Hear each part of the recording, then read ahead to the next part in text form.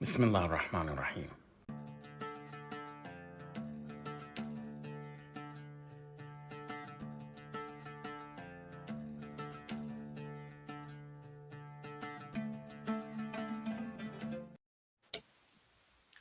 Salam, hello, peace to you all. Welcome to the struggle session. This is the third edition, and I'm Adnan Hussain, your host for the proceedings today. We've got an amazing panel. Before I introduce them and kick us off, I just want to thank everyone who's come onto the stream. Please do like the stream so that others may get notified in the algorithm on their feeds. I hope we're streaming on Twitter. It looks like we might be. So shout out to all the Twitterati. But if you want to participate in the discussion, come onto the YouTube channel so you can put your comments, questions, and queries into the chat. We're looking forward to a discussion, not just among us on the panel, though I have a great panel. I'll be introducing them in a moment, but also with you. So you can come and do that on the YouTube channel and throw your comments and questions into the chat. We've been having a really lively discussion and fruitful one there. Again, like the stream, maybe you can share it on social media and let people who follow you know right now that it's happening and they should get in here for a good discussion, and do subscribe to the channel. But without any further ado, let me introduce our panel. We have a really great group here. I'm so excited for this discussion.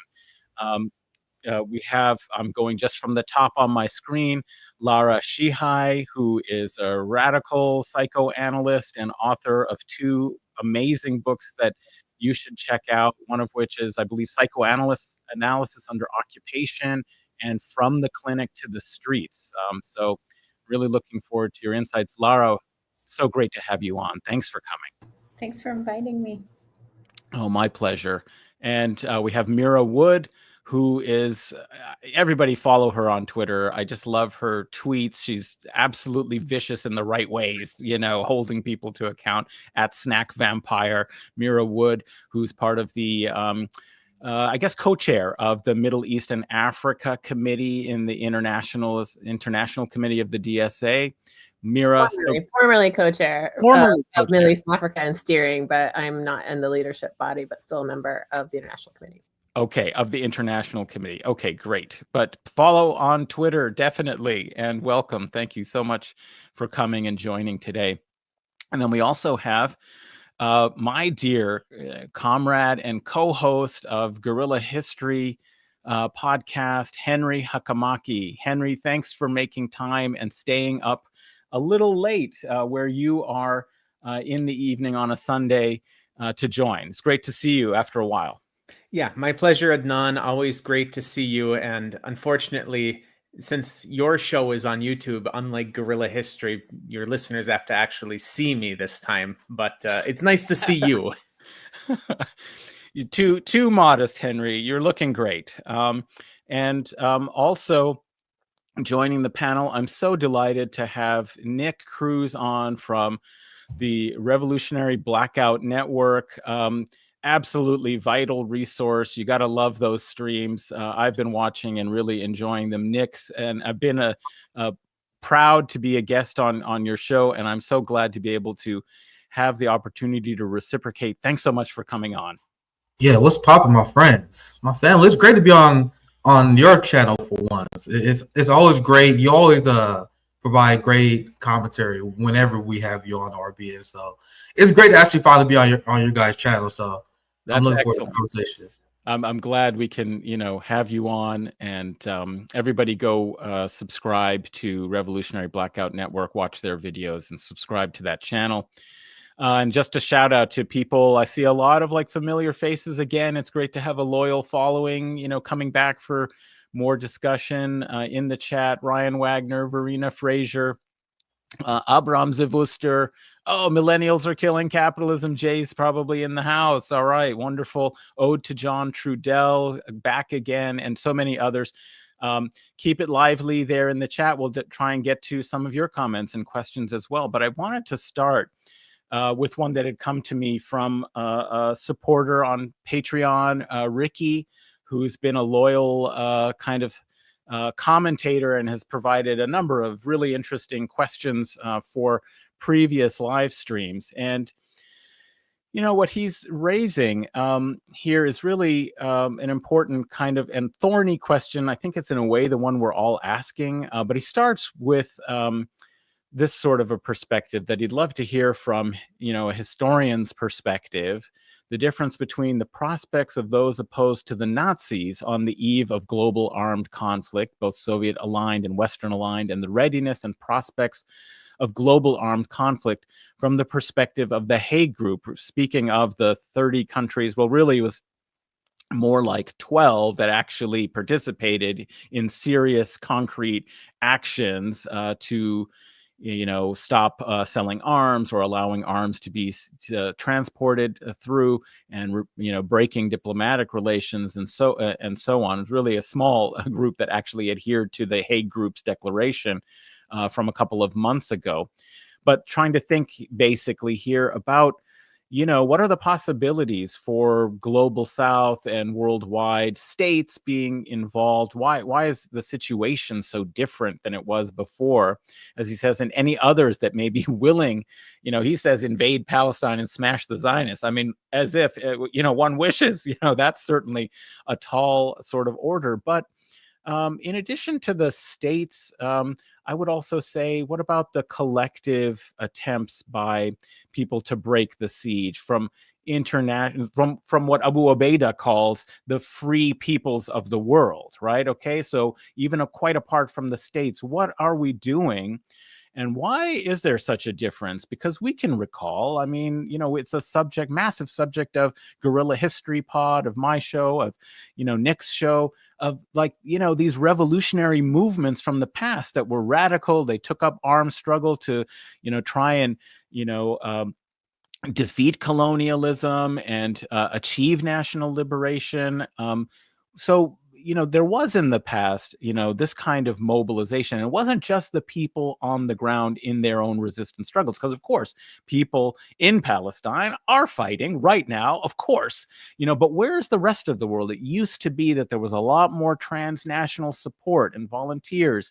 Even if you think of it as something came to my mind, is that there's not been any record, for example, of anti-Zionist Israelis joining, Palestinian resistance. Sure, for peaceful kind of protest and those kinds of direct action and all of that. But in the Algerian War for liberation, there were a lot. Well, I don't want to exaggerate, but there were some very notable, French dissidents that joined the resistance. People like Henri Alleg, who was a Marxist communist who was tortured by the French authorities. He even wrote a book about it called La Question.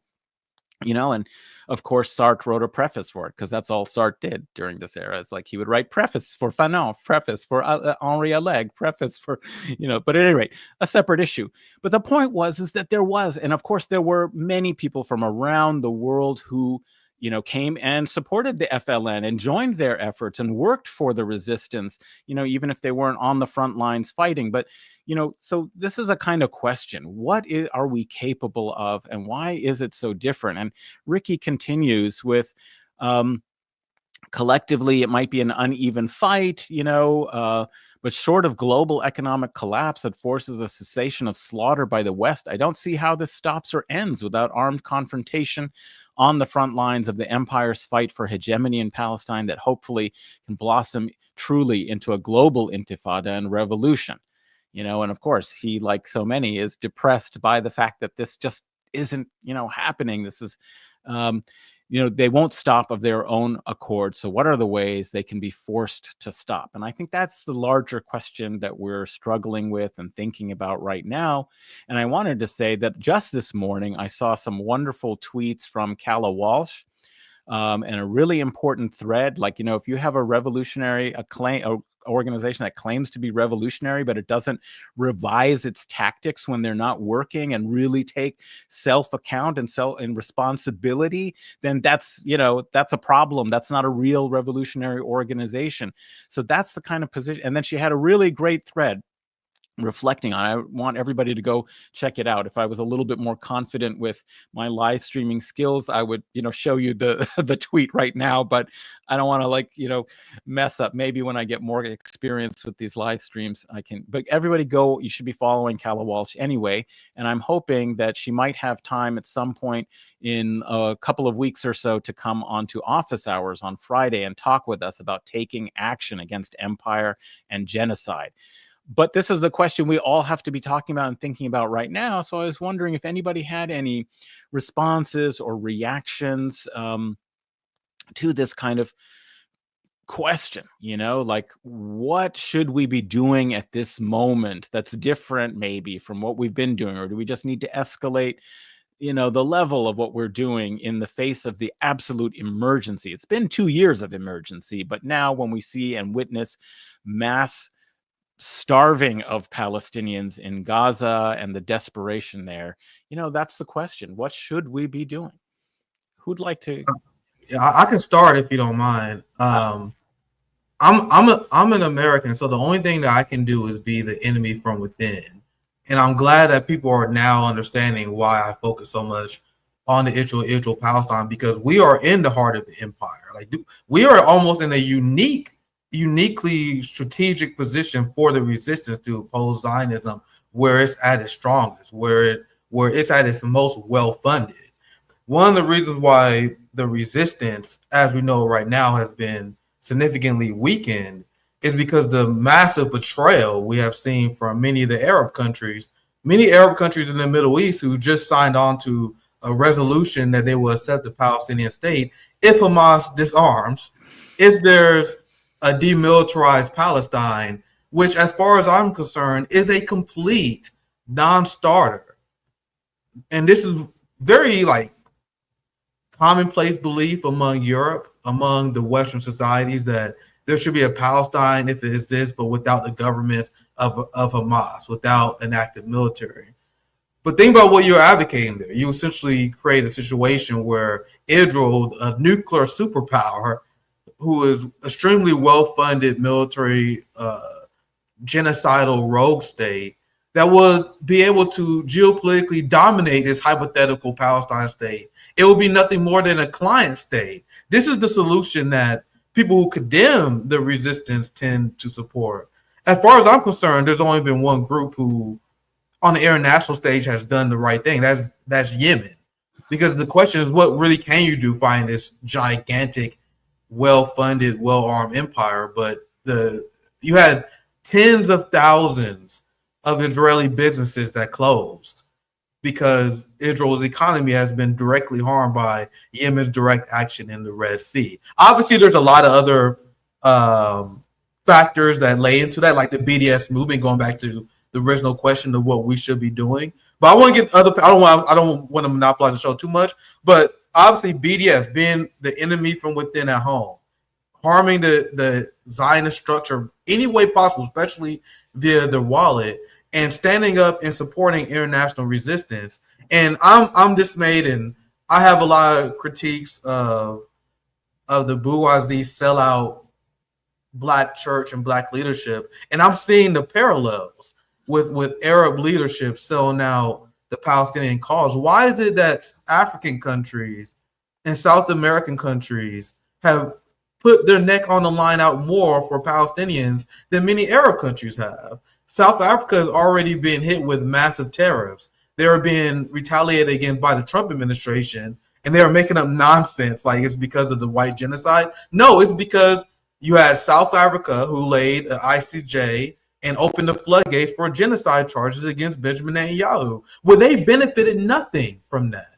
South Africa as a country would have been much better off if they just laid low, shut up, and don't say anything about the case. But instead, they stuck their neck out, and now they're being mass retaliated against by the West. Now, compare that to the Arab states who are willing to do business and transactions with the state of Israel. That's a giant problem, but I don't want to monopolize the conversation. So that's a great point. That's a great point, Nick. And of course, the real difference, I'm excited to hear what everybody has to say on that. But the real difference is because those governments, South African government, some of the governments you mentioned, like under Gustavo Petro's leadership, right? Colombia, these are because they have governments that are reflecting social movements, outside of the U.S. empire. Why is Iran part of the axis of resistance? If it was under the Shah, they would have been doing even more than the Saudis. And it's because they have had popular revolutions. And, so that's at least part of the difference. But I add something else to that thought, and this is something I kind of find inspiring. And this is what the energy I hope the rest of our generation takes, because think about the people who actually played a role in charging Israel for genocide in South Africa. These are the lawyers, these are the judges who grew up under brutal apartheid that was sponsored by who? It was sponsored by the United States and supported by Israel. So think about how poetic that is, Adnan. Yeah. Where you have these young lawyers and young judges who grew up under apartheid in South Africa. They saw the struggle that they went through, learned the law, they learned the white man's rules. They learned the rules of the fraudulent international community. And after years of studying and learning their own tricks, they then take up the same apartheid genocidal state Israel, which supported their oppression. And I think that's very inspiring. Imagine the young judge, the young lawyers who grew up under that system, who's now mastered the law and want to take, and that's their part, because they part of they in the legal profession. That's their role they play. And I'm still asking myself, as we are asking ourselves, like, what is the role that we in particular can play? But I know we will discuss that more as we continue our conversation. Absolutely. Can I jump in? Absolutely. With this? Yeah. Thanks, Nick, for that. And I'm going to jump in and rail harder against the Arab states as a Lebanese person, smack in the middle of that. But I think feel much better then. it's not a new story, right? I think this is the thing for us to read it from an analytic about the Zionist entity doing the bidding for a corrupt ruling class across the Arab region that has been decimated, by the way. The region and the resistance has been decimated over the past 25, 30 years by American imperialism on purpose for this reason, right? So that you can sort of demobilize any sort of popular resistance, any sort of armed resistance. And the Arab states sit back, talk a good game like Qatar does. But in the end, really, the Zionist entity is doing the job for them. They're doing the work of suppression. They're able to hold both lines, present a sort of a good face to everybody else and say, yes, we're supporting everybody. But in the end, they're feudal warlords and the capitalist class. And this is precisely what's in their best interest. The last thing, let's say, the GCC wants is people in their countries thinking that they can rise up against their governments, against any sort of thing that people want to fight for. And if you start sort of supporting armed resistance, and in reality, this is the sort of ideas, obviously, that naturally will follow. So we know for a fact that Hamas resistance fighters on the ground did not pass along the information about their operation to headquarters in Doha for that reason, because we know that the people and the warlords and everybody else in Doha we're going to temper that and say, this is not good for whatever business purposes. Of course, we see the end point of that with the imperial visit to the GCC states just several months ago. So, I mean, I was in Doha when Trump visited, and the entire place was on lockdown. There was no sense of that this was, an enemy state or somebody who's against Islam or any one of these sort of things. To the contrary, and at the hotel I was staying at, there were Israelis there speaking in Hebrew in Doha. The imperiousness of all of this. So it's not a new game, and it's one that sort of follows what they've been doing. And certainly in the context of Lebanon, we can see what's happening with the Hezb and Hezbollah and their push towards that. One of the things I'll say is that there are people on the ground who understand that this is a larger imperial sort of plan that has been ongoing and unfolding over decades, which is why George Abdullah, the second he comes out, says, he is betrayed by the Arab states. That's his first thing that he says. He calls on his Arab siblings and says, particularly to those in Egypt, to storm the border and liberate their siblings. So I think there's a way in which there is consciousness about what is happening, and also for us to constantly return back to the structure and name what are the forces that stop up, and let alone, you know, not having access to arms. And this is what we're seeing with Hezbollah, right? That when you stop up Iran and sort of Syria, there is actually a dearth of arms for people to pick up. But I'll say, let's go back to Gaza. They're making their own arms. And that's what we need to be thinking about, is that in the sort of world we're moving towards, where maybe access to arms isn't available like it was historically, that there remain other ways for us to be militant and fight back. And we're seeing that every single day, whether it's from Yemen or from Gaza. Absolutely. Yeah. Great points.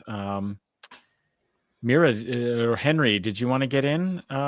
Mirah can go first. Yeah, I can say a few things. You know, as your listener was talking about the contrast with, you know, the Allies fighting Nazi Germany, I think it's important to keep in mind that they weren't necessarily entering that conflict in order to stop the Holocaust, for instance, right? I mean, it was far less well known what was happening than, for instance, this genocide, which everyone has been able to see the horrific results of, you know, this U.S.-backed Zionist mayhem, right, and destruction on the Palestinian people.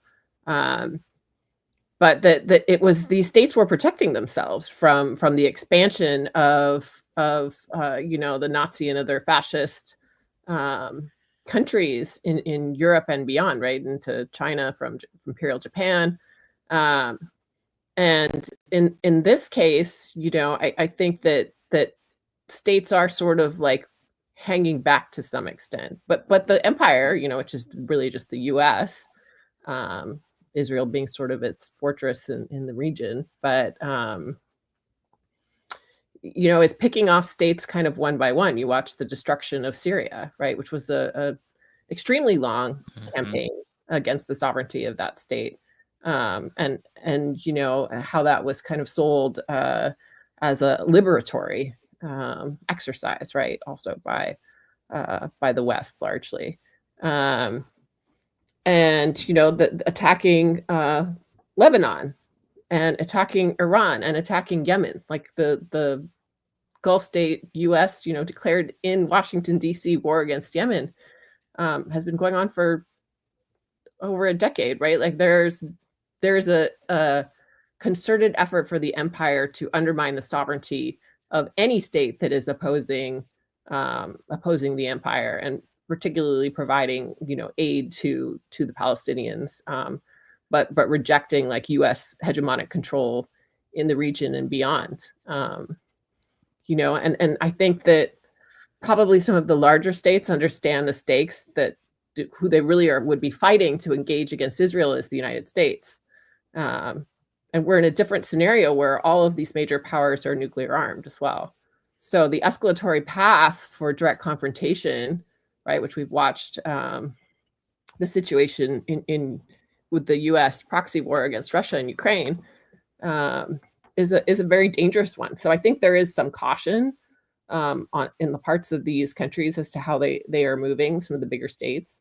You know, maybe they don't see their core interests being challenged like directly, but they also, you know, you can't say that they're also doing nothing. I mean, in the sense that, for instance, China and Russia provide both economic support and arms to Iran. Iran provides support to the rest of the resistance. These flows do exist, but you know, I think the thing that we're all struggling with is that so far, like cumulatively, there hasn't been enough movement from collectively, right, from either internally inside the core in terms of popular movements, or, you know, within Arab states from the populations there to resist their own leadership from the major states against the United States. Like, I think there are some positive efforts going on, but cumulatively, we have not been able to stop the genocide. And I do think it is a time for folks to consider new tactics, and also for some of these states to consider that they're on a long list of countries to destroy, right? Just because the U.S. not being stopped now, not checking the U.S. power here, means that they will be on your doorstep at some point in the future, right? And it will never be satisfied with anything other than reputation. I agree. And I think that's a realization that, of course, is being balanced by all those strategic and tactical concerns that you were just mentioning, Mirah, because, is it better to make a collective stand now or wait until all of the potential allies have been stripped away? Syria, then they take out Iran, then China. No access to oil, energy from the region potentially, and you're facing the United States alone, and the U.S. is coming, right? So that's the other point. Is I wondered, is there going to be any change as a result of hearing, for example, something that articulated in a public way, something that we all really have known, but it's now out there as doctrine, is clearly Netanyahu plans to just keep the war going as much as possible. Obviously, there are material limits, but at least keep the war footing, on, also because it's both necessary internally to utterly transform it into a kind of Spartan state. That's the only way that it's going to, stave off the destruction of the Israeli state economically and in other ways. But also he has committed to Greater Israel. If you are in the region, what now is your excuse to wait when he has said explicitly what has been implicit in the policy, in the behavior, but now he's even said it, and that is you, Saudi Arabia, that is you, Jordan, that is you, Lebanon, that is you, Syria, right? And that is you, Egypt, right? This is from the Nile to the Euphrates, this vision. That articulates a expansionist, dangerous state, which is more like the conditions that you were mentioning, Mirah. You're absolutely right. People did not intervene to stop the Holocaust. In fact, actually, the West turned away the refugees. They didn't let them come, to Canada, turned away all kinds of refugees, people fleeing, the Holocaust. They didn't let them in. They said, well, let's just send them to the Middle East. Let's send them somewhere else, right? This is how they solve the problem. So they're not going to necessarily intervene for genocide, but what about for self-preservation? This is an expansionist, dangerous state that is planning on taking, large territory in the region, right? So I think that is really interesting. And I want to bring in Henry because, of course, he's coming from one of these, nations. He's there in Russia. Might have a different vantage and perspective. But anyway, Henry, what have you been thinking about all this? Yeah, I mean, I've lived in Russia for several years, and I will bring Russia into this conversation at several points. But before I get to that, I do want to address a couple of the things that came up earlier by my other co-panelists, and also something that's, I think, salient to the point that the original writer of the message had written. Now, Lara had mentioned about the fact that many of the arms that are being used in Gaza are locally produced.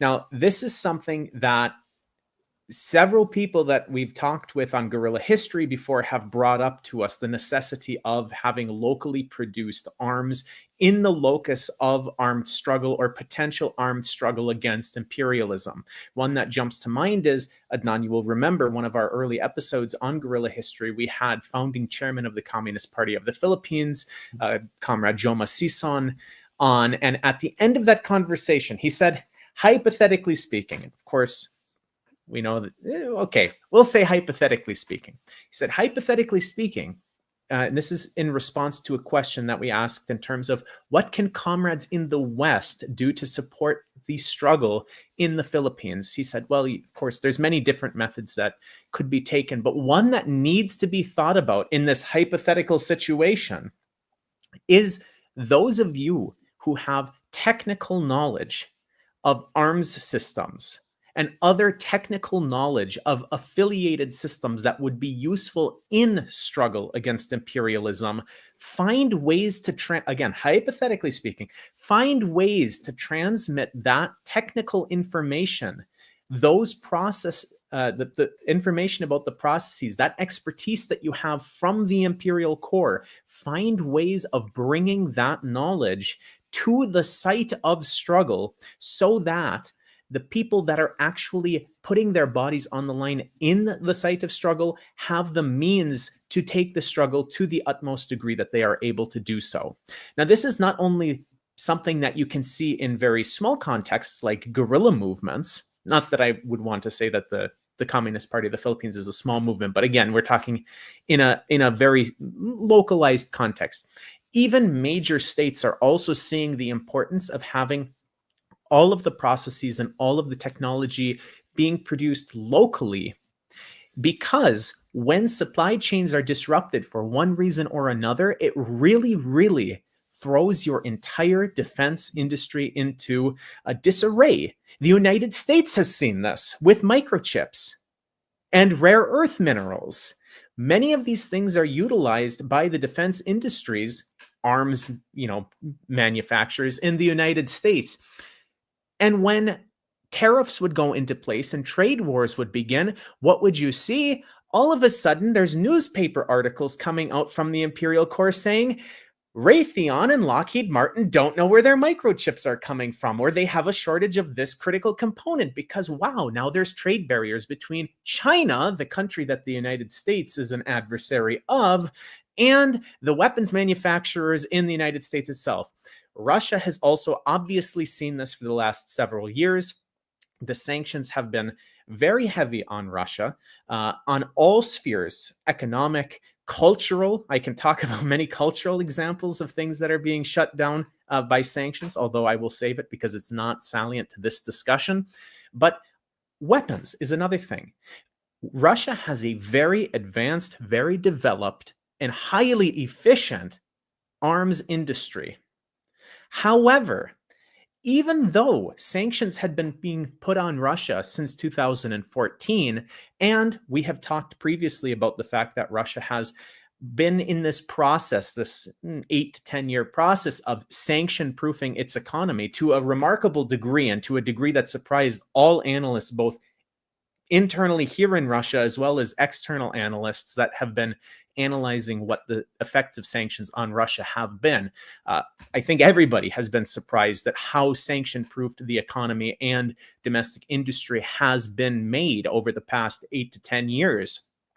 But despite the fact that we had seen sanctions being put on Russia beginning in 2014, and actually there was sanctions being put in place before 2014, but really starting to ramp up in 2014, once this latest round of sanctions began to come in 2022, again, we saw that there was a lot of critical components for defense industry, materials, weaponry, machinery that were being cut off. And so import substitution was something that was having to be practiced. And now, after a couple of years of experiencing some of the most crushing sanctions in human history, the defense industry of Russia has completely reorganized itself to avoid utilizing foreign components in as many things as possible. And we're talking even minute things such as, for example, last week there was just a decree that was signed that by next year, 100% of the textiles used in the manufacturing of military clothing has to be domestically manufactured. Now, even now, most of it is domestically manufactured, and a lot of it comes from partner countries like China and Belarus. But by next year, 100% of all of the fabric that is used by the Russian military has to be domestically produced. And that's because they have this experience of seeing things being cut off. So, just wanted to say that about arms and local production. If we're talking about advancing armed struggle against imperialism, we have to ensure that there is the capability of doing so, regardless of whether flows into the locus of struggle are possible or not. Now, to turn to the original question, and I know that I've been blabbering for a bit, so I apologize, but I know that the original writer of the message, Adnan, had talked about parallels between World War II and now. And there's a couple of things that have to be drawn into the open that are dramatically different between then and now. One is the vibrancy of the ideological struggle that was taking place on the global stage.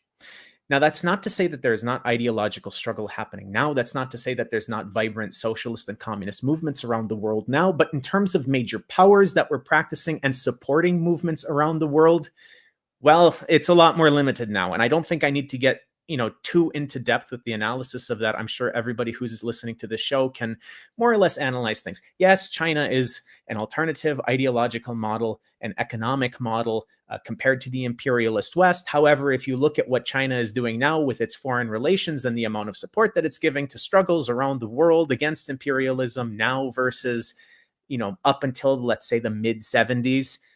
Yeah, okay. Everybody who's listening to this knows that. We know that there's not that sharp divide on the international stage of multiple ideological camps that allow for alignment of countries that are struggling against imperialism with a ideologically coherent anti-imperialist bloc.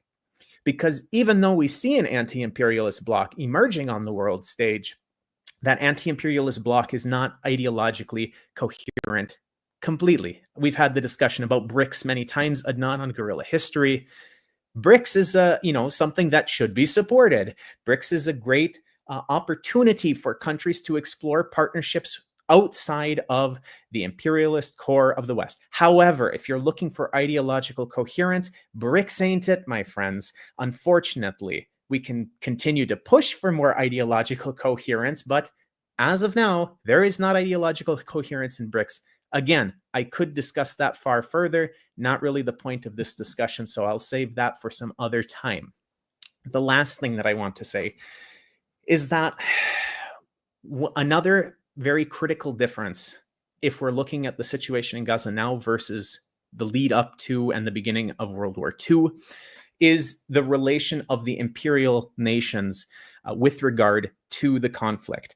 So with World War II, what we see is that, well, imperial nations are fighting against each other. Britain was an imperial nation. Germany's an imperial nation. The United States was an imperial nation.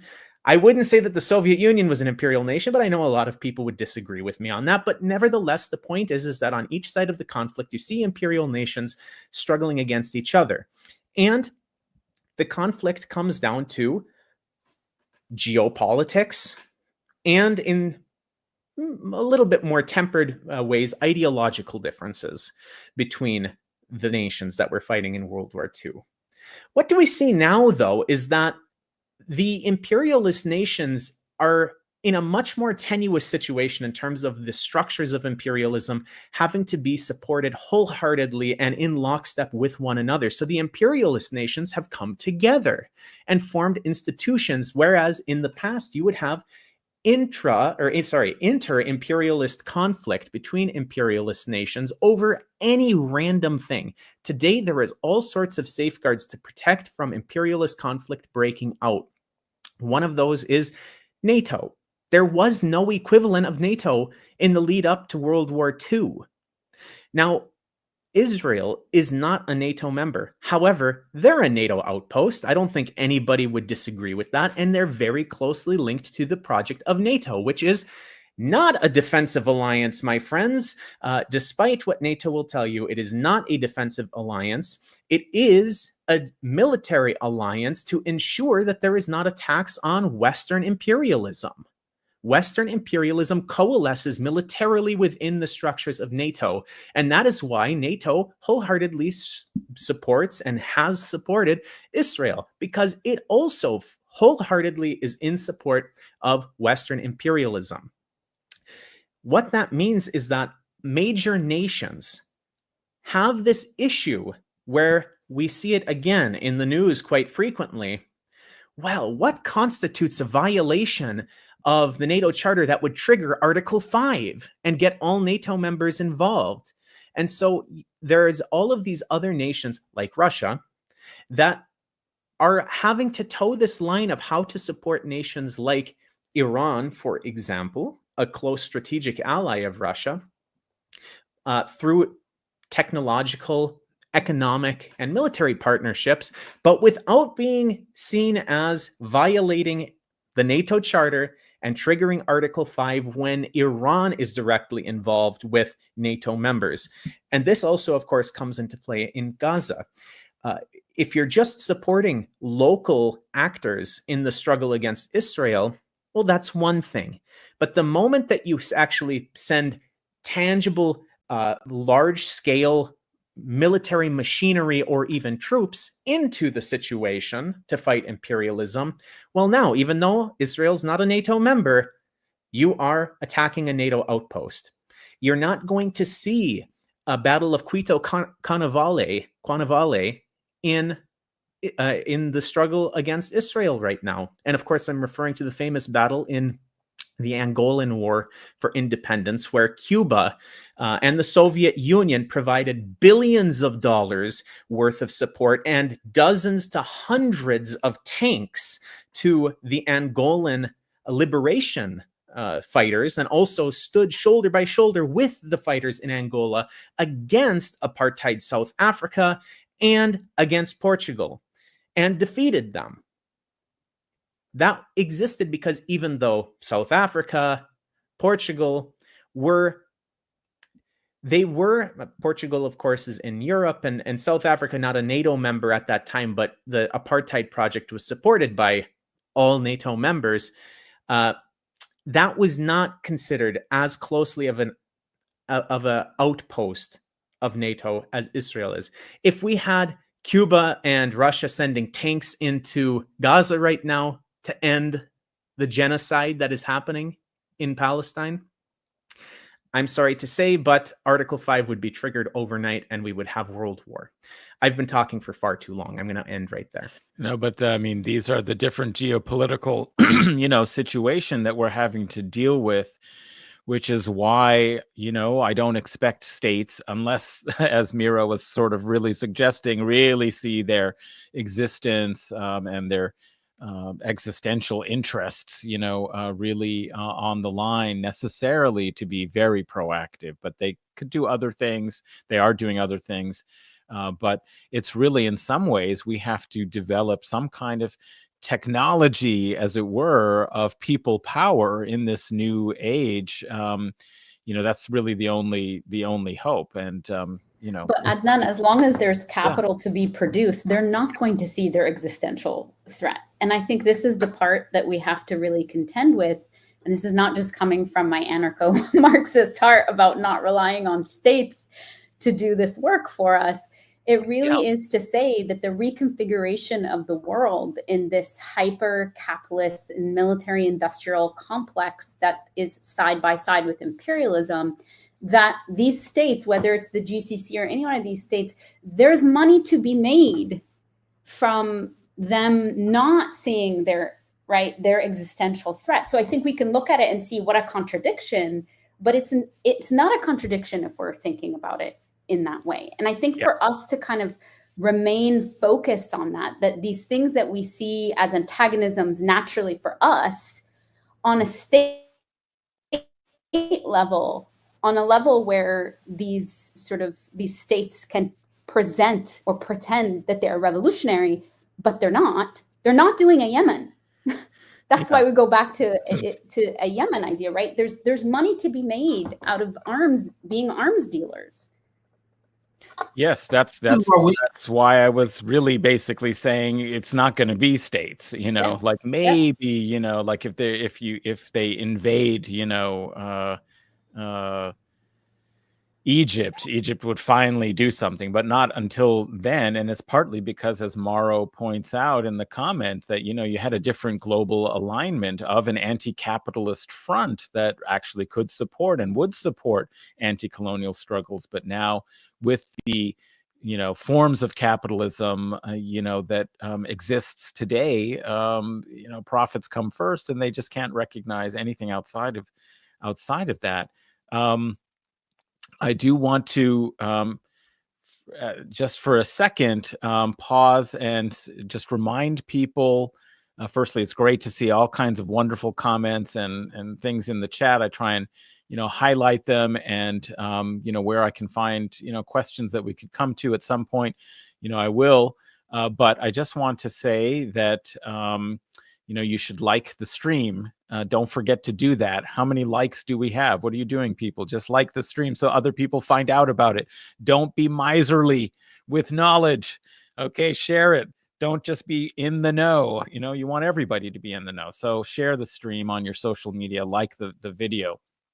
But I wanted to kind of come to another question, and I just also to open it up to anything that you want to talk about. But before that, I noticed something that Nick, you had posted, on your Twitter, and I thought that might be something interesting to think a little bit about, where you went hard at. And somebody had just posted about like, oh, we have to cancel. I forgot where we have to cancel.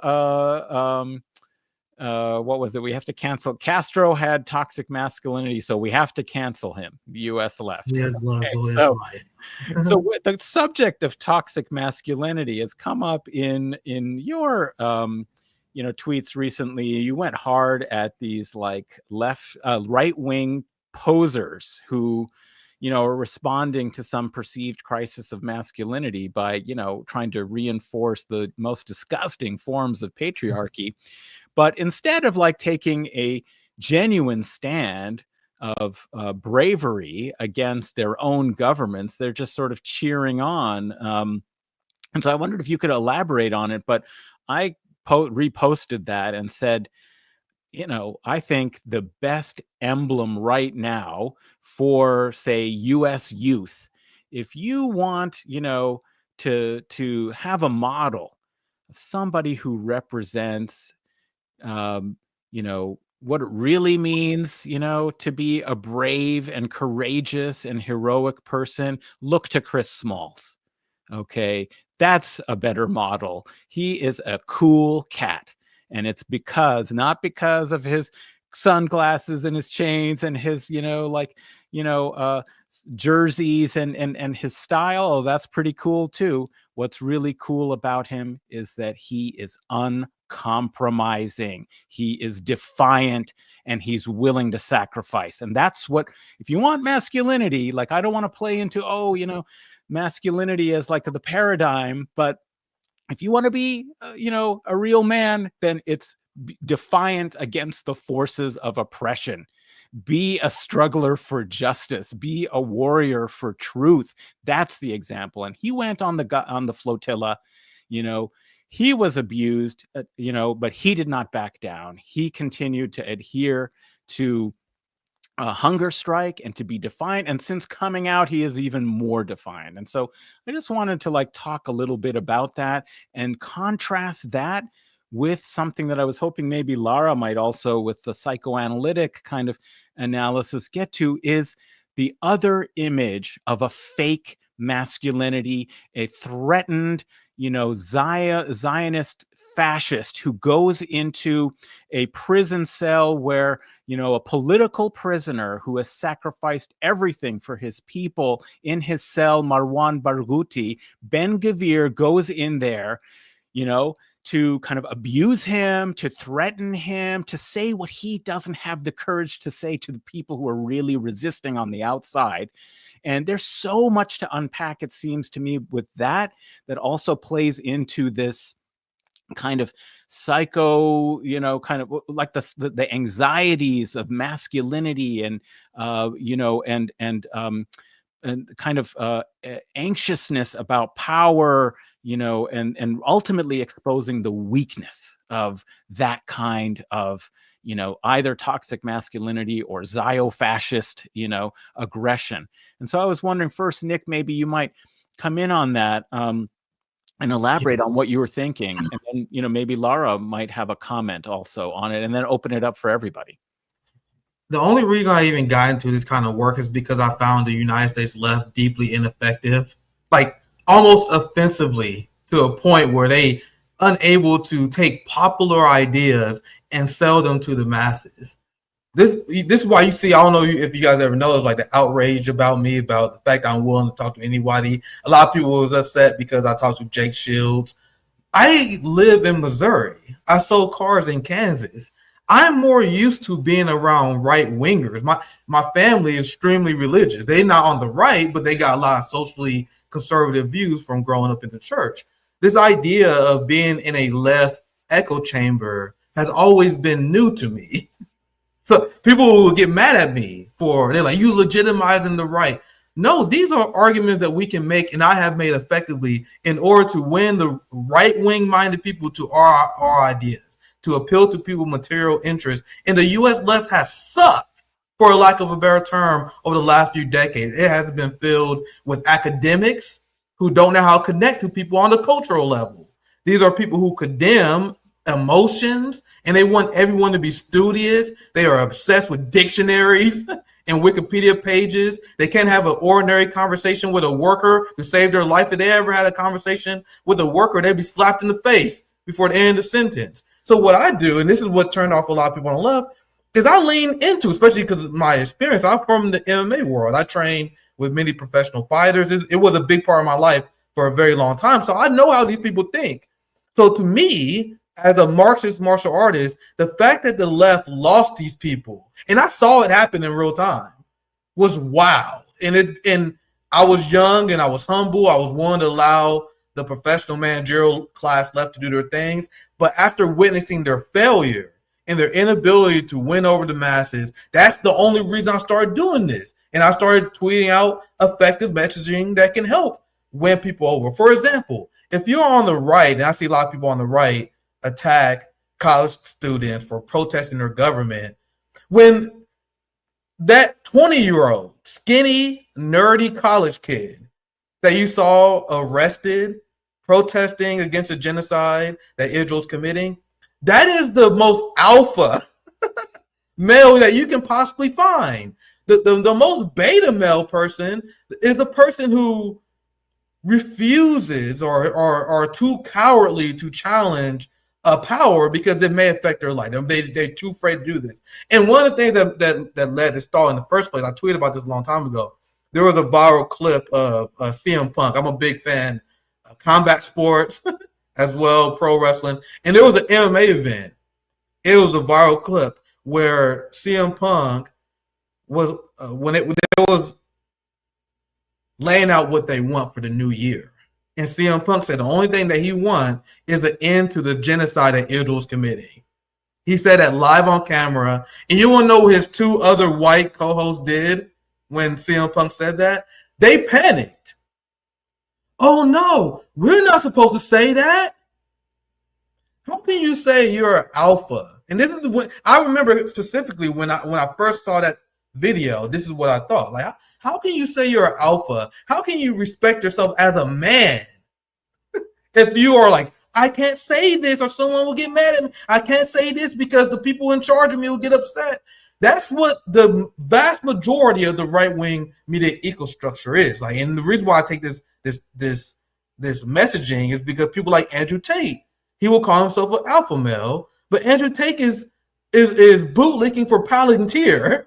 And he's a bootlicker for MAGA. That's the most beta-like thing that you can do as a man, in my opinion. And there's toxic masculinity where you just coerce to power. You concede to power. You just shut up, you hustle and grind. That's actually a form of weakness. The toxic patriotism that you've seen on the right is not real patriotism. The thing where you have a flag fetish, you wave a flag up, you put your hand on your chest and you sing the Pledge of Allegiance. That's not patriotism. Wanting your country to stand up for human rights is. Wanting and imposing your morality on your government, your culture to bring the best out of humanity, that is what real patriotism will be. Demanding that a government in support for corrupt, genocidal apartheid states is the most patriotic thing you can do. And it's been flipped to be the exact opposite, where you somehow a patriot if you support and you cheer on the most authoritarian, evil actions that your government do. So a lot of people think that you're a patriot because you cheer on the Iraq war. Some people think you're a patriot if you cheer on Israel bombing Palestinians. But what a real patriot would do, and this is what I view myself as, someone who care about uplifting your neighbors. If you're willing to allow your neighbor to die because they can't afford health care, are you really a patriot? Now, these are things that the left has refused to have a conversation about, and which is why they lost generations of men. There are a ton of right-wingers who are now more interested into my radical left ideas. That's why Jake Shields invited me on in the first place. A lot of people attacked me, but Jake Shields like, man, I never actually listened to a black radical before, and I'm interested in your ideas. This is how you create a massive opening for our movement by doing this. And what I do, I'll give you one last example before I shut up, and how you don't concede. I'm not conceding none of my ideals. I'm selling a radical agenda to their audience. So what do I do when I went on Jake Shields? I went on his far right show. I explained to him why they should be supportive of defunding the police. Because how can you say that you're some sort of alpha male, but you want a nanny state? You want a nanny state where police officers are looking over your shoulder. And the second I said that, he was like, yeah, it resonated immediately. All the comments, extremely positive. Even though I went on a right-wing channel to argue for the liberation of the Palestinians, I was arguing for the dismantling of the police state. And I argue with it in my own unique way, appealing to masculinity. And not everyone can do that. It may not be the best strategy for everyone, but everyone has to acknowledge what's your role in the movement. I'm not even attacking academics. If your role, and that's what you do, and you're academic and you win people over that way, fine. But it shouldn't be the monopolized strategy of the left, which is why I've seen fail in the United States. We need to start appealing more to emotions, start embracing the culture instead of trying to academically explain why the culture is problematic. You know what I mean? I know that was a pretty long answer. Hopefully you guys understand what I was saying here. But there's a lot of different ways we can sell our ideas that a lot of people haven't done that will appeal to the overall working class. Liberalism inherently can't do that, which is why they lost much of the masses. And many go down the route of fascism because it's either socialism, communism, and liberation, or fascism. So sorry for a long answer. Hopefully that answers your question that you get. Really, really interesting. And I think maybe people will want to respond. I want to go to Lara first and then bring in the rest of the panel. Great stuff. Thanks, Adnan. Nick, don't go too easy on academics. they need the fucking light underneath them. Yeah. I appreciate the question about the psychological. I mean, I think it's really important, particularly in the context of the settler colony of the United States, that it's not by chance that we see toxic masculinity at this level where jingoism and white supremacy is intimately involved with the making of the settler state. And I'm saying that because fascism by it constitutively is masculinist and patriarchal, meaning it is about domination, coercion, and exploitation. And so we can think about that once we sort of break it down like that, and we can think about the psychological aspects of it. When you're asking somebody to be a quote unquote patriot, they're also full scale taking in and internalizing what it meant for this settler colony to come into being. And to do that, there needed to be domination, exploitation, and coercion, which again, at the heart of which is a masculinist sort of fantasy. Now, one of the things that I think gets collapsed is, number one, our entire world is saturated by these systems. And so I hear a lot of people sort of be surprised that somehow in leftist spaces, there's patriarchy or any one of these things. And it's like, if we can understand that our world is saturated by these systems, we have to expect that part of our commitment to the world and to building the world we want to build is to disrupt all forms of domination, exploitation, and coercion. And therefore, we are fighting patriarchy and fascism at the same time. But it doesn't just come naturally. Just because you're a leftist, you're not going to be sort of engaging in these relational and psychological processes, because the only way these systems can work as they work, oftentimes seamlessly, is if they lodge themselves within us. And that's the psychological and affective piece. And so actually, as leftists, we have more of a responsibility to be aware of how these things are working through us, how they're landing psychologically, how they're landing affectively, and to disrupt them. rather than just sort of collapsing, I think, the aesthetic of revolutions with immediately saying that's a masculinist project.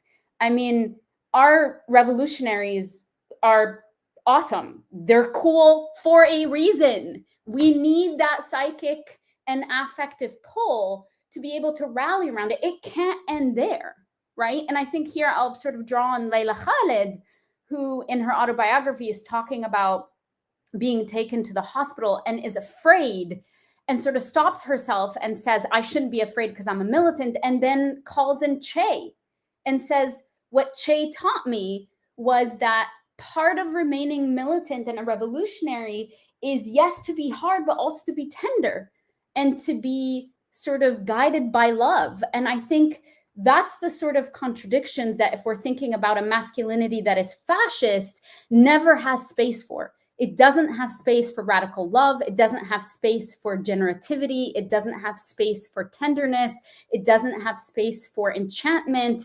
To the contrary, that's the destruction. And that's where we can look at Ben-Gvir going into Marwan Barghouti's cell, right? That's what ties us in there, is that, number one, those are psyops. And that is what Bassel al-A'rash taught us, is that the enemy will always circulate videos and images of the humiliation of our heroes on purpose. They don't do that just because they're trying to show. They're doing that because humiliation and domination is one way in which the fascist ideology of Zionism continues to get its breath. And that's the point. And circulating this and sort of believing. But Lara, I just, on that, I mean, I didn't really elaborate on it, but of course we've seen all of these videos of attempting to humiliate Palestinian men to, we know about the rape and torture of Palestinian prisoners in Israeli custody that's been going on for years, but especially, recently with the report on it that's all documented. The video came out, disgusting stuff. Pictures of people being rounded up en masse, men just in their underwear, to and videos of this and photos of this to try and humiliate them as they tried to depopulate northern Gaza and the first stages of it. But what they did only humiliated them and rose the dignity of the Palestinian people. They didn't accomplish anything. They may try to do that. And Ben-Gvir looks like a weak, anxious, person that, to go and do that. Yes, he's trying to humiliate a prisoner. Marwan Barghouti arose from that with such dignity, and he already had it because he's stuck to his principles. I think it boomerangs against them. Oh, absolutely. Just like the Sinwar video. You thought you were, you thought you were getting such a win releasing this video, and all you can see is a defiant man, indigenous man of the land that says, I will fight till my last breath because this is the cause that it's about. And I think that's the other thing, is fascists are misattuned to that precisely because of their intimate sort of affinity with destruction and domination, that they miss that piece. But it's also why it resonates with people, why people can say that and miss, unless you're a Zionist fascist, which, let's face it, that's what they're left with now. That's the only people that believe their bullshit, right? Instead, we have an affective overpouring of understanding and love and commitment. And the global majority is with Palestine and with resistance fighters. And I think that's the important thing for us to think about, because if they are mobilizing psychological warfare, what is our job in terms of disrupting that? What's our job in terms of battling that? What's our job in terms of stopping up those channels of intrusion?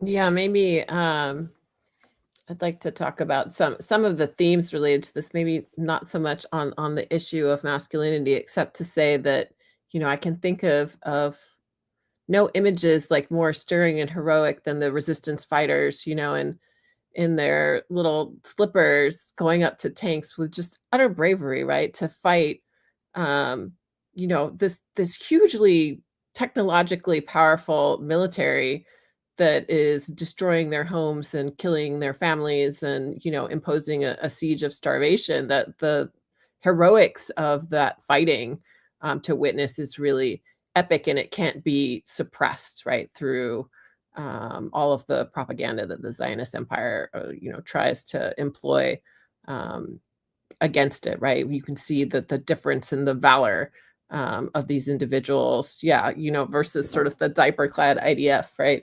Hiding from the resistance, dropping bombs, but never, able to challenge them at a face-to-face way, right? And I mean, to me, there sort of isn't that big of a world of difference, though, between like the America First and MAGA school of thought than the Democrats and Hillary Clinton being like, America is great because America is good, or even like the little bit further progressive thing, like this abundance nonsense they've been doing recently. Like, these are all just different messaging strategies around preserving an empire, right? Like, capital is a system, a world system, a global factory of extracting value from the global south, of turning lives, wasting lives, killing people, as you guys were saying earlier about these industries are profitable, right? They're wildly profitable. The United States is a big, giant arms factory. So creating instability around the world that you can then, sell arms to about it. And what a fundamental threat October 7th and Al-Aqsa flood was to that entire system, right? It was a shot really into the heart of empire itself, and a shot for the dignity of man in resisting. And you could see the resistance fighters, when they're not out there fighting against Israeli tanks, then they're handing out flowers to children. Like, their fight comes from that deep love and tenderness that Lara was talking about, that I think is so important to the revolutionary spirit itself. We fight out of an abundance of love for people, for the planet. And I don't think we can't forget that, but then also realize that, the people that wish to preserve the empire in its current form, right? Even with a veneer of niceness, even when it's not dropping bombs, it's killing people through an economic system of domination and oppression that, is continually privileging people who live in the core over every person that lives in the South, right? And that's something that we in the core really have to grapple with, and understand that we can't develop our politics just around making things marginally better for ourselves, right? We are already sitting atop a global system of oppression, and we have to recognize our role in trying to actually dismantle that system, because it is in its very existence and day-to-day form a form of massive violence. Absolutely. Great remarks. And also excellent comments coming through in the chat. And it's great to see resistance is fertile in the house. Benji, great remarks, pointing out everything we are saying and doing has to adhere to those Basil al-Arij's principles, and to recognize and understand that we are part of the information war. Every time we're going on to social media, we have to have a purpose. Don't just react because you're upset with something. Think about the purpose. What are our values and what are we trying to communicate? And defeatism is not helpful, for anybody who's actually fighting, for liberation. We cannot afford that. It doesn't mean, and in fact, actually, of course, we always have to have reasoned and a rational assessment of what's actually going on. You don't fantasize, oh, we're winning, but you also don't communicate, there's no way we can win, it's hopeless, we're up against. No, you have to be aware that, our words are part of our struggle. And so that's very important. And I'm so glad to see some great comments here in, the chat and in the discussion. But I wanted to come to Henry, but before doing so, just tell everybody again, like the stream, okay? What's happening, post it. We're here for at least a few more minutes, get people in here. So like the stream, subscribe to the channel and share the video. Let's get people in here. I've seen a lot of people saying, hey, this is a great discussion. Yes, so get others in here so that they can benefit from it. We need more allies. All right, Henry, take it away. Yeah, I'll be very brief this time because I was far too long-winded last time. And everything that... Well, Lara, Nick, and Mirah all did a terrific job with their comments, so I'll try to be limited. One of the things that I did want to say is that the folks that have such this fixation on masculinity and what masculinity is actually care less about the conception of masculinity and more a feeling of what the aesthetics of masculinity needs to be and how they can embody this aesthetics of masculinity rather than have any sort of ideals of masculinity embodied within themselves. That's why we have things like, and I'm going to be bringing up things that, again, are not in themselves bad, but things that are typically used because they don't involve any sort of struggle. They don't involve any sort of risk. They don't involve anything that involves prolonged effort in pursuit of a better world, better future, a better surroundings for those around us, but rather just something that can be used as a look at this.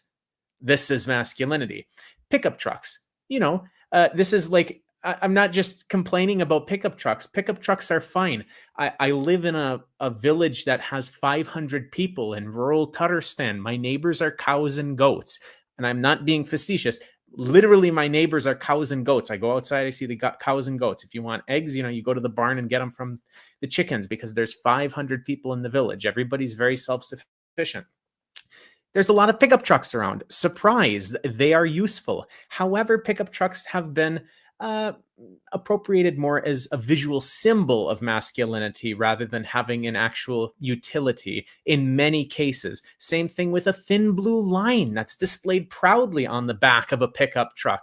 Now that we don't have any of here, but in the United States, when I am unfortunate enough to be visiting, I see plenty of thin blue lines on pickup trucks. Now, again, what is the sort of struggle that is having to be done here? What is the actual, real masculinity that is having to be displayed? What is the risk that the person is going through by having this giant pickup truck in the middle of a city with a thin blue line on the back? Sorry, you're standing up for power. You're not standing against it. Liberation struggles against imperialism, these sort of situations where, Adnan, you said, people get into this feeling of, well, it's hopeless, or, I am at great personal risk.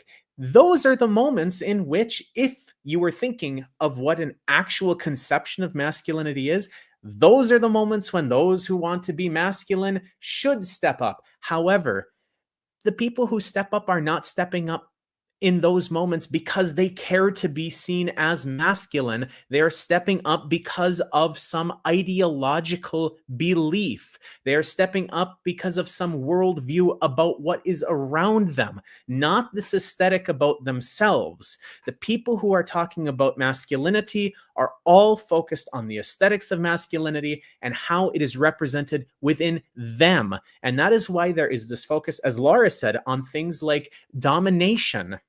Domination is something that one wants to be putting from oneself onto another. And if you don't have the ability to dominate a power, what do? You kick down against somebody who has less power than you. Is that masculinity, or is that just bullying? Is that just exploiting? Is that, we know, this is just aesthetics at this point.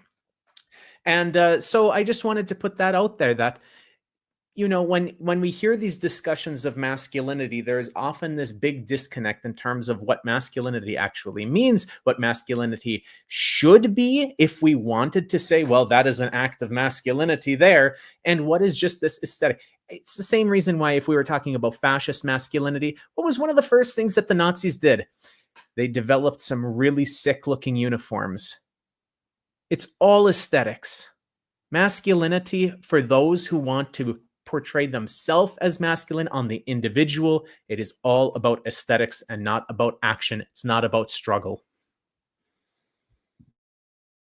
Well said, Henry. And since these struggle sessions are all about taking action in our struggles, with the remaining time, I mean, I'm always happy to go on, but I don't want to, impose upon my guests on the panel too much. So I want to make sure that we start to begin coming to, some kind of conclusions. And always what we have to do is be thinking about, what we can be doing in our movements, what our strategies and tactics, can be, and to give genuine, advice to one another about and encouragement to take action. And so I saw this from Arlene: strategically, what are the concrete steps we inside the belly of the beast can take to translate all the moral support the resistance has into specific actions to hasten imperialism's demise?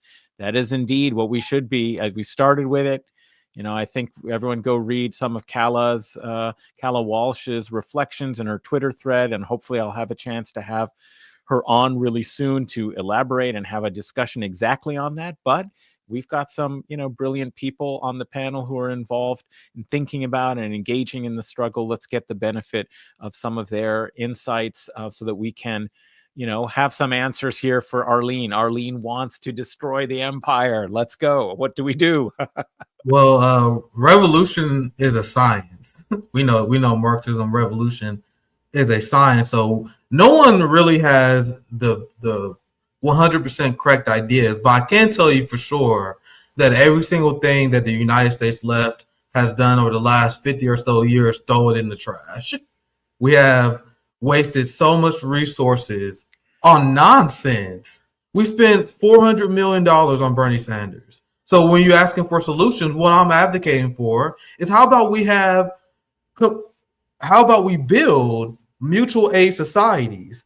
How about we separate ourselves from the professional managerial class chains? We need to be forming our own governments. Like this is how far behind we are on the left, because I know it's saying that you're like, what? Because we are so behind. Imagine if we took that $400 million from Bernie Sanders and we created a form of government, a mutual aid society where we provide for people housing, food. We got bail funds for people who are protesting. This is what we have advocated for at RBN, and we had drawn the ire of countless social democrats, democratic socialists who are obsessed with building with power. They want to build with capitalists. They want to build in the Democratic Party. We need to do the exact opposite. We need to build our own societies within a society, a hostile government within a government. And then within this government, we have an explicitly, and this is my vision, an explicitly anti-Zionist party. And I mean Zionism as a social stigma. I am a believer that parties are necessary in order to organize. History has shown us that in many countries.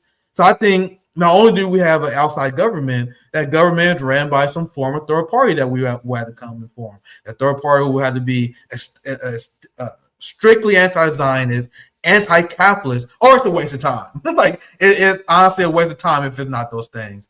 And it's from there we organize and we put a maximum amount of stress on the system as possible via strikes, via militant action in education.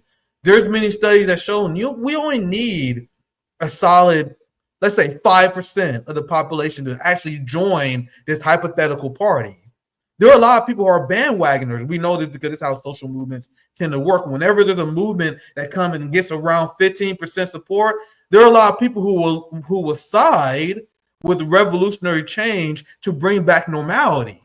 What do I mean? Let's say there's a successful general strike. I'm just bring up a very vague situation just to keep it simple. Let's say there's a general strike to increase the minimum wage. You know what I mean? Let's keep it very simple. Majority of Americans, even in red states, support an increase of a minimum wage. You know what I mean? So if you break society by shutting down the economy, if people are being inconvenienced for a demand that most people already support, that put maximum amount of stress on the ruling class. These are the tactics that we need to start researching and investing in. And yes, we are extremely behind. That's why RBN chapter to this. That's why I'm doing the best I can as an individual. And I think that every individual, we need to abandon liberalism. We need to stop making excuses and accept personal responsibility for what you can do for the movement. If you're shy and you're not good at public speaking, how about you stay back and organize and help make pies for a movement? You know what I mean? How about you man the grill? How about you sew if you're good in sewing, make t-shirts? We need, in this hypothetical government, I want to hear it from other panelists as well. What will you do in this hypothetical revolutionary government? What will your role be in this situation? I trained Muay Thai for 15 years. I'm a very established martial artist, and I have been my entire life. I train people for free, for example. So as a martial artist, I will provide mutual aid martial art training, combat training. And if you are, whatever your skill, if you're a gardener, guess who's growing our food? Like this. And if you don't have a skill, maybe a revolutionary action is to develop one that will be useful. Because once again, I'm not a liberal. I believe that we need to take personal responsibility. So I'll pass it back to the panel because I literally have done 2-hour streams on this alone. So that's kind of my idea. Is forming outside government, outside power, reject liberalism, and mobilize everyone. No, you can't do anything. Oh no, you can't. No, everyone has to do something, and we need to mobilize a revolutionary government right now, and the left has been stringing behind on that. So that's my take. Hopefully that answered that question. And to leave it with something motivational, I ended with something motivational. I started RBN because I live in the middle of nowhere. I live in Missouri. It's not a lot of leftists here. So I had an option. I had to form my own organization, and it has been a great decision I made over the last 4 or 5 years, the connections that I've made. But not everyone's able to do that. Look for a local organization, socialist, anti-imperialist, anti-Zionist organization in your area and join it. If you don't like the organization in your area, create your own. If you don't have time because you're hustling, if you're working, I understand we all have to do that, right?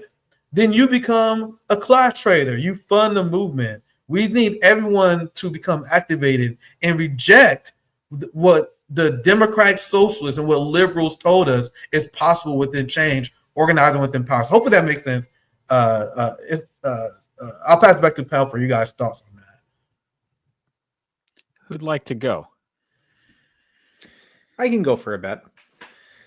So first, Nick, you said you live in the middle of nowhere. Again, my village is a village of 500 people in the middle of nowhere in northern Tatterstan. So I still think I've got you beat on that front. Yeah. But in any case, a first shout out to Arlene, the person who wrote in this question. I know Arlene. Arlene is a wonderful, committed, very long-term comrade in the struggle against imperialism. And I have to get back to Arlene. I was just in Crimea for an extended period of time. And if I thought the sanctions on the rest of Russia were bad, they're even worse in Crimea. So I wasn't able to get any messages off or anything like that while I was there. But Arlene, since I know you're listening, I will let you know I will be getting back to you relatively soon as I get caught up on some things. Now, with regard to this question, I am going to change the locus of what we're focusing on a little bit. And that's partly because I live outside of the Western Imperial Core and I have absolutely no intention of moving anywhere else or back to the Imperial Core. I will be staying here for the long run, but that's only one part of it. The other reason is because I'm a pretty firm believer in this imperialist chain and the weak link of the chain theory that Lenin wrote quite a bit about. And the fact that if we're talking about imperialism being a system, a global system, and a system that needs to be broken, where do you look to break a chain? You look for the weakest link of the chain, the weakest link within the imperialist system. Now, we analyze the global situation today, and we know that the dominant economic system within the global system is capitalist imperialism. So, if we're looking at where actual change needs to take place in order for the system of imperialism to collapse as a system, it's not going to start in the United States, right? We're not going to see the United States fall and that's the end of imperialism. There's going to be this downstream movement that's going to happen in some other locus that will happen first. Now, that doesn't mean that people in the United States should not be taking action. Why? Well, it's not just like it's a bunch of links of a chain which are all identical. If we're thinking about imperialism as a chain, it's almost like the stabilizing force of the imperialist system, and in this current moment, the United States, is like not only a link of the chain, but it's also a welder at the end of the chain. And what I mean by that is that when we see links that are starting to rust and get close to breaking, well, that's the moment in which the welder comes in, the United States, and will repair the chain and ensure that the entire chain doesn't fall apart. There has to be maintenance of that imperialist chain in order for the system to continue. So, what do I propose then? Well, if you're in the United States, there's two things that you need to be doing. One, you need to find ways, and I'm not going to advocate specific measures because I'm not going that I have prescriptions for this, but you need to find ways in which to weaken the imperialist core, the strongest nations of the imperialist core, while ensuring that the weakest links have what they need in order to break that link at that point. This is like saying you need to ensure that the welder is drunk or hungover, or had a workplace accident. You know, he's not dead yet. He's going to be coming back at some point, but he's a little bit preoccupied with something else at the moment. If there's a link of the chain downstream somewhere that's rusting through and it's going to break because there's tension on this chain, the welder is in the hospital right now tending to a broken foot. He's not ready to come back and fix the chain at this moment. You need to weaken the imperialist core. You need to find ways of preoccupying the United States, the United Kingdom, France, Germany, Israel, Australia, etc., etc., etc. We know the imperialist core.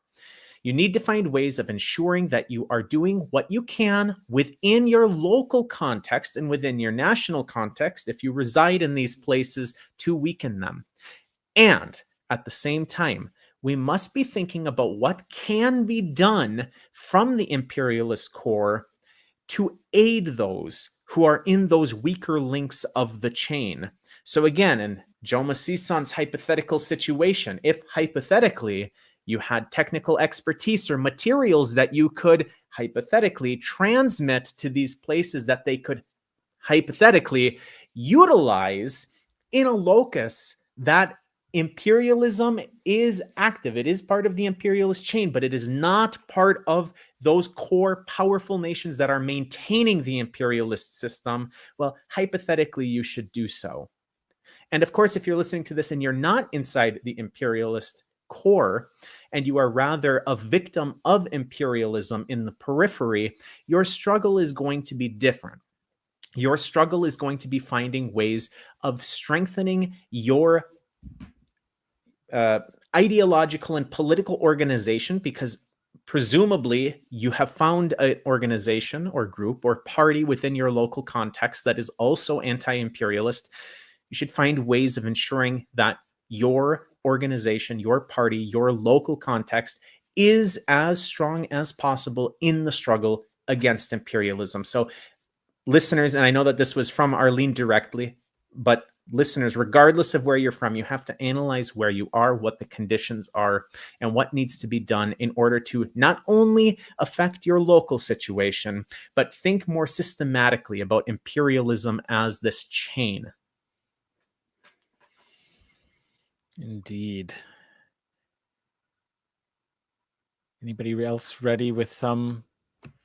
I just wanted to just chime in and say that I agree with, with Nick and also with Henry, in the sense that, I believe that Samir Amin's thing about change happening in the periphery, right, I think is very relevant to this. This has historically been where systemic changes begin. And I think, you can see that happening as the imperial lock on things starts to weaken.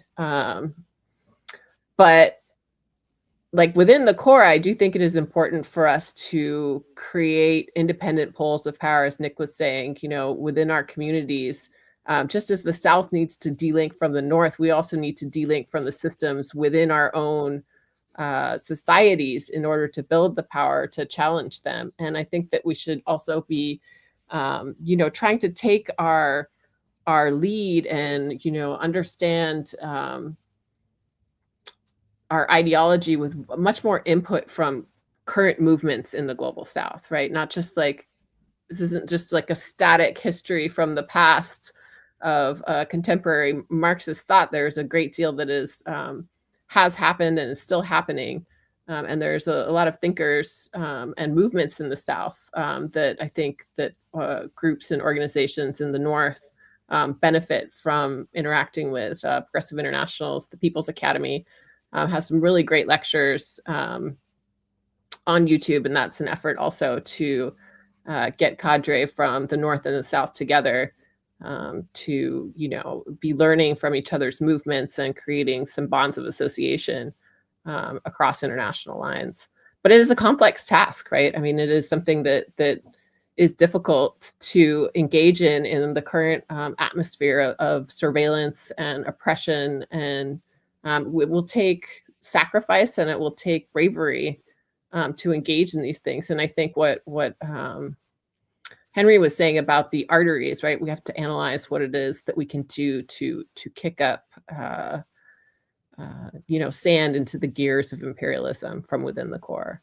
And that is a challenge for all of us to spend time as individuals and in our organizations thinking about, you know, how we can rise to that challenge better. I was laughing when Nick was saying like bake a pie, because it's a shout out also to the Biotic Baking Brigade, which actually are leftists.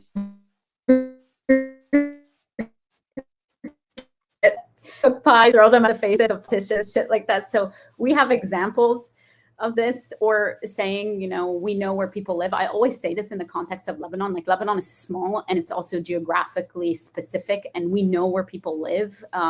We've seen this in the context of the settler colony of the United States. Disrupting people's ability to go anywhere without being disturbed is actually really important.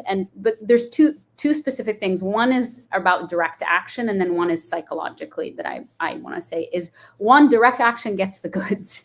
And here's the thing is that when we think about, back to Arlene's question, is how do we support those fighting on the ground in Palestine? And I want to center Palestine, but it's a reminder for us that folks who are fighting for liberation in Palestine are, yes, fighting to liberate Palestine totally, but they're also fighting for a transformation of the world. So us thinking about the ways in which our action is coalitional, because we're fighting the same logics in the same system. So if we ground ourselves, for example, in direct action and mobilizing against ICE raids, we can see that that is also the way we support resistance in Palestine, because it's the same logic when we're talking about the surveillance machines or anything like that. And why it's not surprising that you see folks who are mobilizing against ICE wearing Qassam brigades or PFLP bands, right? Or having a Palestine flag, or direct action in Greece, 105 places in Greece sort of refusing to have Israeli tourists dock or be able to actually enjoy their quote unquote vacations, because the Israeli so-called state is giving, you know, breaks to their genocidaires, and they're using Greece as an outpost for that. We can think about Palestine Action in the UK and how they disrupt and sort of and go against private property. I mean, these are all, we can't think about those things as small things. And I think that sometimes there's a way in which we say, well, how's that going to help that? But if we're thinking in terms of logics, it is about that. That's the way we go back to what Henry was saying, is how do you busy people or states or surveillance machines with something else, so that there is a way that we're supporting, but also, again, disrupting a particular type of logic. So this has a similar thing psychologically. I really want to impress on people not to underestimate the power of disrupting a psychological process from happening unchecked. So what does that mean? It means that if these systems saturate our internal world and then discipline us, they make us afraid, they make us despair, then it means that every time we have a chance to disrupt it is actually something we're doing to support resistance on the ground. An example of that is we can check in with ourselves about every time we might discipline ourselves or hold back, particularly around supporting resistance. And that is a moment for us to say, to push through. I saw somebody mention Hamad al-Kib's book about perfect victims. He talks about this, about legitimizing some discourse, about joining in a semantic struggle, about doing any things rather than being militantly clear about our position for resistance, because we are trying to transform a world and make a world in which the same thing what Nick was saying earlier is make a world in which people don't have to suffer the degradation of capital and imperialism at the rate that they're suffering right now, or worse, have the global south be the receptacle for all the violence of the global north. But that is a psychological process and a direct action process. So I don't think anything is small if we think about it on the level of logics. Absolutely. Great remarks from everybody on the panel. There's so much more to be said, and I appreciate all of the insight and advice. I just wanted to also pick up a little bit in kind of final remarks here. We are over the 90 minutes, so I don't want to take too much more time, but some of the things Nick was saying about having more autonomy locally and with your community. When you say government, it means sovereignty, people's sovereignty, actually to make decisions about their economic life, their political life, their social organizations. And so we have to kind of work, I think, with that. I think that's a really important. And when people talk a lot about decolonizing the state, that's actually what it means to decolonize the settler colonial state of the US or Canada or Australia or New Zealand, in these settler colonial societies of the Anglophone part of the West anyway, is to create land back. That's land back. Take sovereignty over the land and the resources in your locality as much as you can. So I think support those mutual aid organizations in your community, find out about RBN and what they're doing and support them. They need the support, and get involved in those sorts of things. The other thing is that we often talk about, in the US and, and many other countries where arms are being supplied. And yes, Canada is supplying arms. There was a big report that came out. I talked about it on the show in office hours, that exposed that despite saying that they had suspended these, that they have continued to send arms to Israel. You have the foreign minister going out, tweeting and making statements very publicly about how we must get aid into Gaza, and all of this, like so many of the others are doing, because they've been scandalized by they haven't been scandalized. They are being pressured by the scandal of their support for Israeli genocide in Gaza. So they'll make these statements, but meanwhile, behind the scenes, they continue to send arms for the slaughter of Palestinians. So yes, we know that that's still happening, but we say, oh, our tax dollars are being used. I have not heard anybody propose and organize a tax revolt. Why is no one talking about that? A conscientious withholding of taxes collectively of the amount that goes to the military-industrial complex in the budget. There are calculations out there, and then reinvested in the mutual aid and say, I'm using the tax money to support. We need something like that, because we need to disrupt the system. So that's kind of what Henry was talking about. Anything where you can do, if it can be done collectively. And actually, that's one message I would say. Of course, you can take individual actions. Are you drinking Coca-Cola? What's wrong with you? Of course, you must do BDS individually. But consumer politics is not the answer. We need collective struggle as well, in addition to those things. So do BDS. And I said recently in a great episode in office hours that we had with Ariel Saltzman, we tried to talk a little practically about some of the things that we could be doing.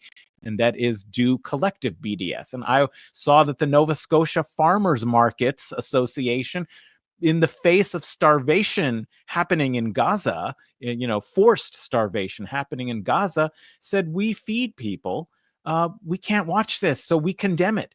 We condemn what we see. That's a major action that those people could take in their context. You can do the same in whatever community organizations, whatever workplace environments you're in. If you're in, if you're lucky to have a pension as a worker in the US and Canada now, why aren't you organizing a divestment of your pension from the military industrial complex, from genocide, from killing, people around the world? So those are kinds of things that we can do. But somebody pointed out in the chat, it might have been Maeve, I can't remember, it was a while ago, that Rashida Tlaib had said you should target politicians. So when it comes to, for pressure, like when it comes to, the kind of like protests, they've been pretty ineffective. But I think if you do protests, direct them where they might be more effective in making politicians uncomfortable, and tell them that there will be no impunity. There is going to be accountability. They are going to be charged with war crimes for their complicity. And that does two things. We build the politics around accountability and justice now, but we also make the political threat now, that they have to start thinking about it now, not 20 years when we finally maybe are able to put them behind bars with the behind the in the Hague, or other people's movements manage to create accountability, hopefully in a future world that is more just than the one we're in right now. But we need to make them be thinking and fearing that right now, okay, because they are complicit. So that's another point, is just support the accountability movement, the Hind Rajab Foundation. I'll put some of the links. I did some research for my last stream to try and, find what are some of the organizations that are pursuing these, legal remedies. And Hind Rajab Foundation has already, filed cases, so let's support some of those things. So I'll put some of that in the chat, but, maybe you have suggestions. Put your suggestions in the chat. Other people who watch this video, they'll come across them. Let's try and, get more active. Now is the time.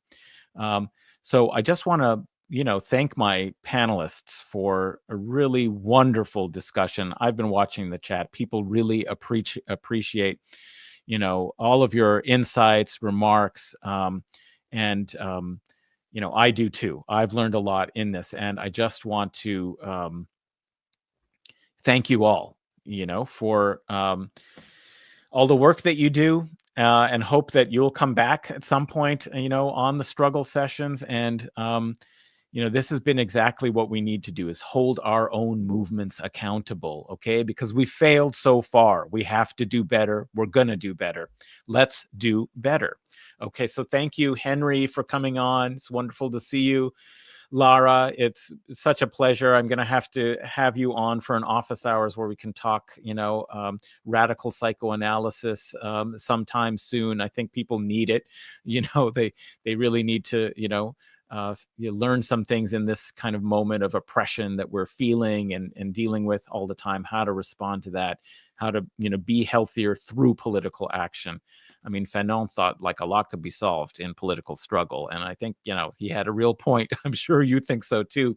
And Mirah, all the great work you're doing. People follow Mirah on Twitter at Snack Vampire, and all the work you're doing. Really appreciate your comments and analysis on the panel. Terrific. Thank you so much for being a part of it. And Nick, great work with the RBN. Everybody go subscribe and watch those. Great work being done over there. Get involved, stay informed, and let's change this. We're studying the world. Like the philosopher Marx said, the philosophers have spent all this time, thousands of years, trying to study the world. We're doing that. Hopefully you got some good information, but the point is to change it. So let's go change it. So peace and solidarity to you all. See you next time. And I just want to announce also, check out some of the other live streams. I'm doing something with Nick Estes of Red Nation, Red Scare tomorrow. It's indigenous spirituality and anti-colonial resistance movements. I'll be talking about Sufism and anti-colonial Sufi movements. And he's going to be talking about, North American indigenous Turtle Island kind of movements. Come join us. On either of our streams. You can find out information about that. And also I'm partnering with Resistance is Fertile, which was, Benji was very active here in the chat today. We're going to be interviewing Radhika Desai, geopolitical economy and the ends of capitalism.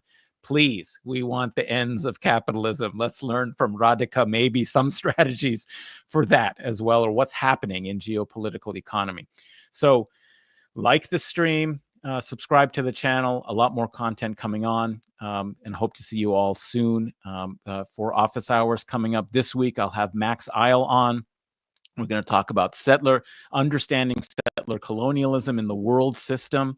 And I think that'll be a very interesting discussion as well. So lots going on. Let's stay engaged. And it's a wonderful community that's developing here. Thank you all. We'll see you soon. Solidarity and peace to you all. Thank you so much. Yeah, thank you. Wonderful to spend this time with you all. Appreciate it. Terrific. See you soon.